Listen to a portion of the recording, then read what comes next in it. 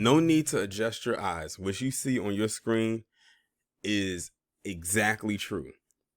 I was on Twitter and I came across Nicole's page, and this was one of the most recent stories she posted where it says four palm-colored men were arrested for beating a black man on what they called Stomp a N-word night.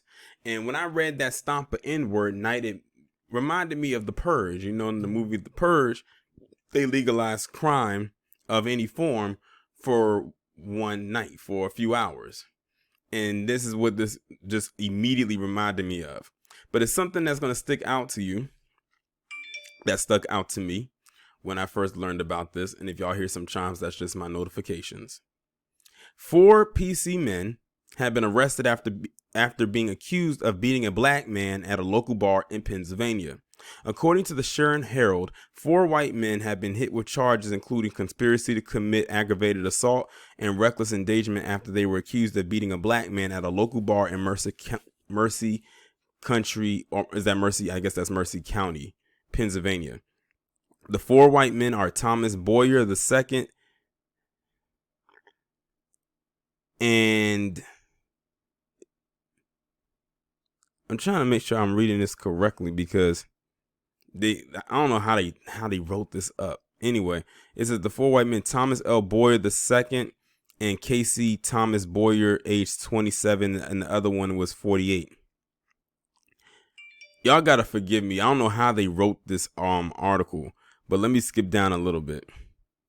It says they will be. It says John Michael Fortuna of 90 Shenago Park, Lot 64, Pima Tuning Township, and Papillion Killer. These names, age 46 of 42nd North Street, West Middlesex, will be facing a preliminary hearing on May 25th on the charges stemming from an attack at a black man at a Sharon bar.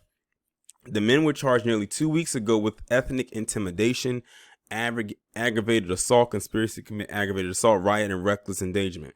Boyer was also charged with robbery after police accused him of stealing the man's watch.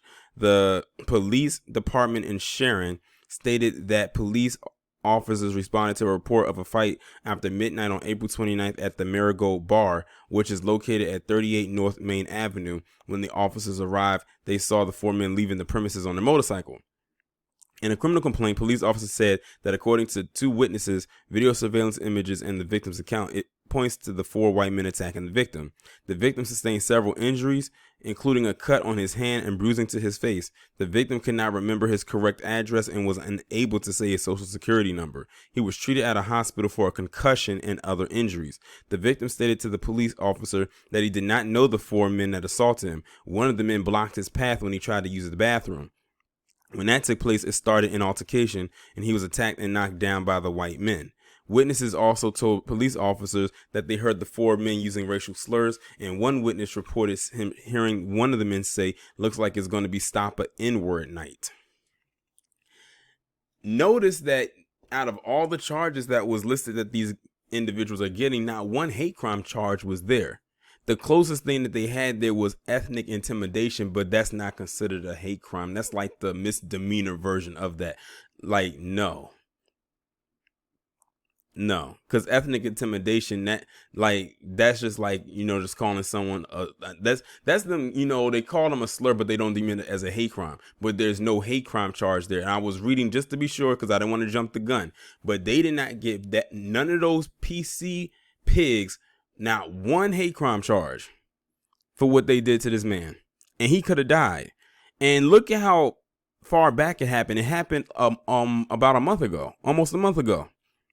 And we're just now learning about it.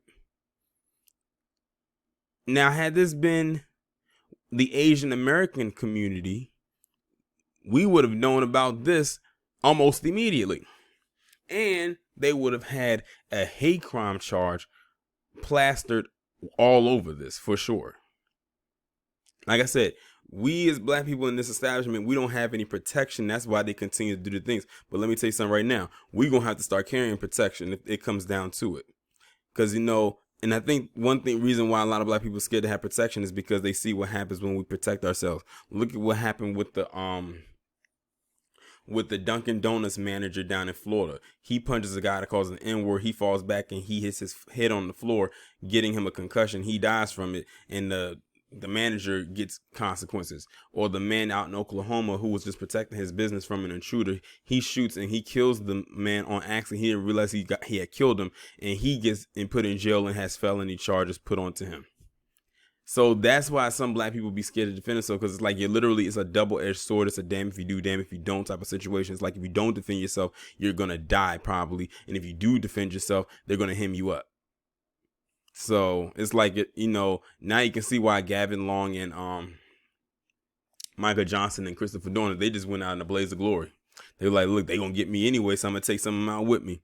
Like, I mean, that's crazy. But no hate crime charges came their way, and I'm not surprised that they didn't have any hate crime charges there. But they put ethnic intimidation just to avoid giving them a hate crime charge. Like they said, it looks like it's going to be stop and N-word night. I keep telling y'all, the PC is not far removed from their ancestors, and I would be the one to tell them that to their face and dare them to square up. It won't end right for them. I'm just saying. And look, and speaking of, they had to practically jump this man. Like, it was 4-on-1. Because he probably would have handled him 1-on-1, but I don't know what the frame of this guy is.